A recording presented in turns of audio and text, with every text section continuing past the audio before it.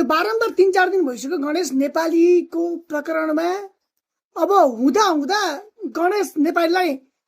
शहीद घोषणा गर्नु पर्यो कि हाम्रा यो 4 जना पहिलाको 4 जना शहीद हुनुहुन्थ्यो हैन उहाँहरुको अपमान भएन उहाँले त देशको लागि भनेर छाती थापेर प्राण दिनुभएको थियो सरासर गणेश नेपाललाई शहीद घोषणा गर्नुपर्छ भन्ने यो एमालेको जुन यो खेल छ यो खेललाई तुरुन्त म बन्द गर्न आह्वान गर्न चाहन्छु र अर्को कुरो एमालेको सरकार हुँदाखेरि गोदावरी नगरपालिका गोदावरीमा एउटा प्रोग्राम चलेको थियो प्रदेश मन्त्रीहरुको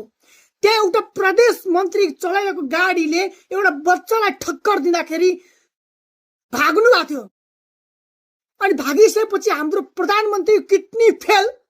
हुन त मान्छे फेल भएको छैन यो किडनी फेल प्रधानमन्त्री केपी ओली